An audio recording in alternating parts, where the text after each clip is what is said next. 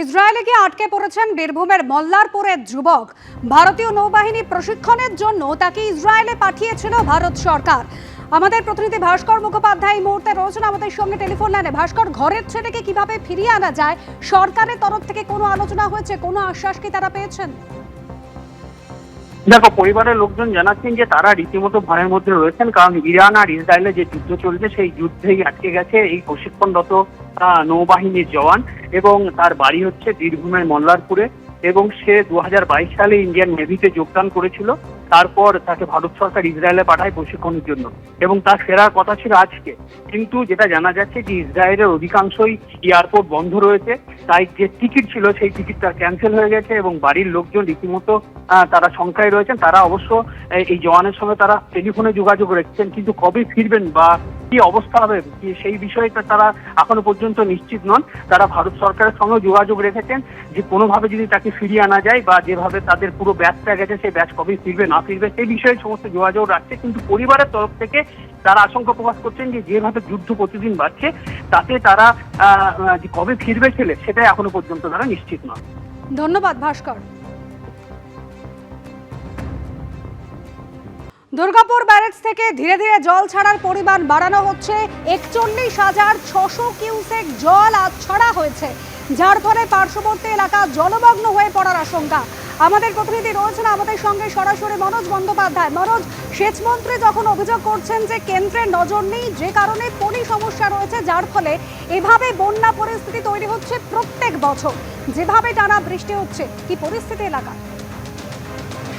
দেখো, তোমাকে দেখাবো যেভাবে বৃষ্টি হয়েছে গত 3 দিন ধরে বৃষ্টি। তোমাকে যেমন বলছে গতকাল এবং গত পরশু মাইথন এবং পাঞ্চের থেকে প্রায় 36,000 কিউসেকের মতো জল ছাড়া হয়েছিল, এবং তুমি জানো যে সেই জল কিন্তু দুর্গাপুর ব্যারেজে এসে পৌঁছয়, এবং এরপরে কিন্তু আর কোনো ব্যারেজ নেই। অর্থাৎ এই ব্যারেজ থেকে কিন্তু জলটা আসার পর, যেটা যে পাঞ্চেত এবং মাইথন থেকে জল ছাড়া হচ্ছে, সেটা আসার পর এই দুর্গাপুর ব্যারেজ থেকে সেই জলটা ছাড়া হচ্ছে, এবং এর সাথে বাঁকুড়া, পুরুলিয়া এবং পশ্চিম বর্ধমান 3 জেলার বৃষ্টিপাতের জলও কিন্তু ডাউনস্ট্রিমে যোগ হয়। স্বাভাবিকভাবে দুর্গাপুর ব্যারেজ থেকে সেই জল ছাড়ার পরিমাণটা কিন্তু একটু বাড়ে। এই যে হারে 3 দিন ধরে বৃষ্টি হয়েছে এবং মাইথন এবং পাঞ্চেত থেকে জল ছাড়া হয়েছে, সেই কারণে গত 3 দিন ধরে এই যে 40 থেকে 45,000 কিউসেকের মধ্যে কিন্তু ওঠানামা করছে জল ছাড়ার পরিমাণটা। যেটা সেচ দপ্তর থেকে বলা হচ্ছে যে যদি বৃষ্টি কিন্তু নাগারে হয় এবং মাইথন এবং পাঞ্চেত থেকে নতুন করে আবার জল ছাড়া হয়, সেক্ষেত্রে কিন্তু দুর্গাপুর ব্যারেজ থেকেও জল ছাড়ার পরিমাণটা বাড়তে পারে। যেটা আজকে সকাল থেকে আমরা দেখছিলাম 41,600 যেমনটা তুমি বলছিলে, এখন কিন্তু সেটা বেড়ে প্রায় 43,500 কিউসেক হারে জল যাচ্ছে। স্বাভাবিকভাবেই এই জল ছাড়ার পরিমাণটা অল্প হলেও, সামান্য ধাপে ধাপে হলেও কিন্তু বাড়ছে। এইটা কিন্তু 70,000, 80,000, 90,000। এরপর যদি দুর্গাপুর ব্যারেজ থেকে আরো জল ছাড়া হয়, পরিস্থিতি অত্যন্ত উদ্বেগজনক হবে। অনেক ধন্যবাদ। আর এরপরে পশ্চিম মেদিনীপুরে পরিস্থিতি দেখাই আপনাদের। সেখানেও জল যন্ত্রণা।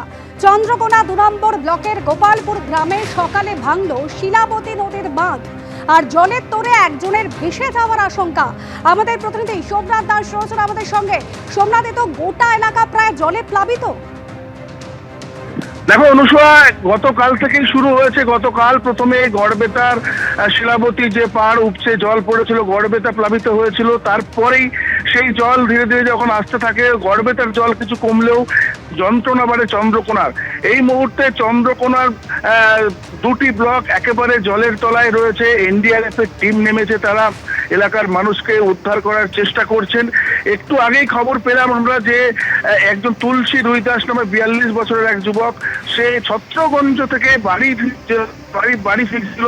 বাড়ি ফেরার সময় সে তলিয়ে যায়। যোগাযোগ বিচ্ছিন্ন হয়ে গিয়েছে সোমনাথের সঙ্গে। বিস্তীর্ণ এলাকা প্লাবিত হওয়ার আশঙ্কা। মেদিনীপুরের পর এবার আপনাদের বাঁকুড়ার পরিস্থিতি দেখাই।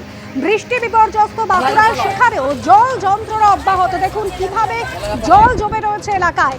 বহু গ্রাম প্লাবিত হয়েছে। তালডাংরা ব্লকের পাঁচমুড়া উচ্চ বিদ্যালয়, সেখানে ত্রাণ শিবির খোলা হয়েছে। প্রায় 100টিরও বেশি পরিবার এই ত্রাণ শিবিরে আশ্রয় নিয়েছেন। জয়পন্ডা নদীর জলে প্লাবিত হয়েছে বেশ কিছু গ্রাম। তালডাংরা ব্লক এলাকায় 5টিরও বেশি ত্রাণ শিবির খোলা হয়েছে। এটি হচ্ছে পরিস্থিতি পুরো একদম ভিতর দিয়ে সব। আমার বাচ্চা হচ্ছে 5 মাসের। আমি সারাতেই জেগেছিলাম বাচ্চাকে নিয়ে। তো দুপুর পর যখন উঠলাম, ব্রিজে নদী ধারকে গেলাম, তখন হচ্ছে ব্রিজের উপরে জল উঠে গেছে, তখন আরো বেশি ভয় ভয় হয়ে গেছি সবাই আমরা। তা সব ছিল সেই রয়ে গেছে, আমরা কিছু নিয়ে আসিনি, আসতে পারিনি। কবে ফিরতে পারবো বলা যাচ্ছে না। এখন যদি আরো জল আজকে রাতে আরো যদি বৃষ্টি নামিয়ে দেয়, আরো যাওয়া সম্ভব হয়ে যাবে। এত বৃষ্টি এত বান কখনো দেখি নাই। 10 বছর এই গ্রামে এসেছি, 10 বছরের এই প্রথম এবছর জোর মানে প্রবল বেগে বৃষ্টি হয়েছে। ভয় লাগবে না, ছোট ছোট বাচ্চা কাচ্চাকে নিয়ে পড়িয়ে হড়িয়ে ইয়া করে পেরিয়ে আমরা এসেছি।